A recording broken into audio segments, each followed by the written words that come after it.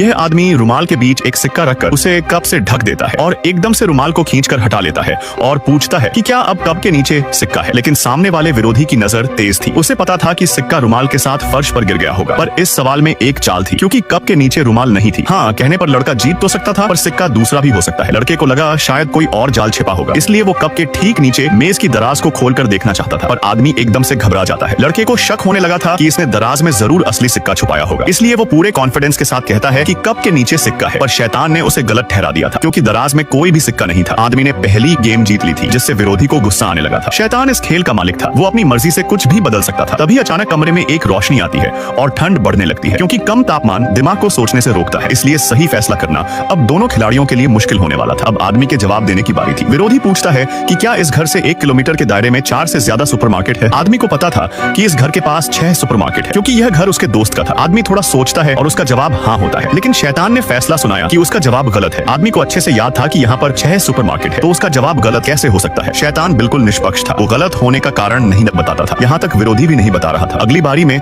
आदमी लड़के से पूछता है कि क्या रुमाल के नीचे बम है। यह सुनते ही विरोधी हंसने लगा था और कह रहा था कि कहीं तुम्हारा दिमाग तो खराब नहीं हो गया है। लेकिन सावधानी के लिए वो दराज को खोलकर चेक कर लेता है कि कहीं बम से जुड़ी कोई भी चीज ना हो। पुष्टि करने के बाद लड़के का जवाब ना होता है। आदमी को पक्का यकीन था कि उसके घर के नीचे एक अविस्फोटक बम छिपा हुआ है, लेकिन जब उसने शैतान का फैसला सुना तो उसके होश उड़ जाते हैं, क्योंकि उसका कहना था कि रुमाल के नीचे कोई भी बम नहीं है। आदमी 2 बाजी हार चुका था। अगर वो एक और गेम हारता है तो शैतान उसकी जान ले लेगा। उसके बाद विरोधी आदमी से सवाल करता है कि क्या 1 किलोमीटर के दायरे में 10,000 से ज्यादा लोग रहते हैं। इस बार आदमी जल्दबाजी नहीं दिखाता। उसे लगा कि इसमें कुछ तो छिपा हुआ राज है। तभी लैपटॉप की स्क्रीन पर उसका ध्यान जाता है। प्लग लगा होने के बावजूद भी लैपटॉप की बैटरी खत्म हो रही थी। यह देख वो तुरंत एक बाल्टी में कागज जलाता है, जिससे फायर आराम तो बजने लगा था, लेकिन उसमें से पानी की एक बूंद भी नहीं गिर रही थी। यह देख आदमी समझ चुका था कि शैतान ने शुरुआत में पूरे घर को ही एक ठंडी जगह पर शिफ्ट कर दिया था, इसलिए यहाँ पानी और बिजली नहीं है, जिस कारण उसका जवाब ना होता है। यह सुनते ही शैतान ने कहा, बिल्कुल सही जवाब है। आदमी ने एक गेम वापस जीत लिया था। दोनों खिलाड़ी आखिरी गेम में पहुंच जाते हैं। अब सवाल पूछने की बारी आदमी की थी। वो बटुए की सारी चीजें निकालकर आग की बाल्टी में डाल देता है और पूछता है कि क्या कमरे में 500 से ज्यादा नकदी है। विरोधी बाल्टी उलटकर जांच करता है, जिसमें उसे एक सिक्का मिल गया था। फिर उसे याद आया कि पहले गेम में इस्तेमाल किए गए सिक्के के साथ अब कमरे में कम से कम 1000 रुपए होंगे। लेकिन जैसे ही उसने हाँ कहा तो उसे पता चला कि शुरू में इस्तेमाल किया गया सिक्का नकली था, वो केवल सिग्नल ट्रैकर था। यही वजह थी कि पहले गेम में कप के नीचे कोई सिक्का नहीं था, जिस कारण आदमी यह खेल जीत जाता है और इनाम एक शैतानी चाबी मिलती है, जिसकी शक्ति से हर जुआ जीता जा सकता था। लेकिन इसके मालिक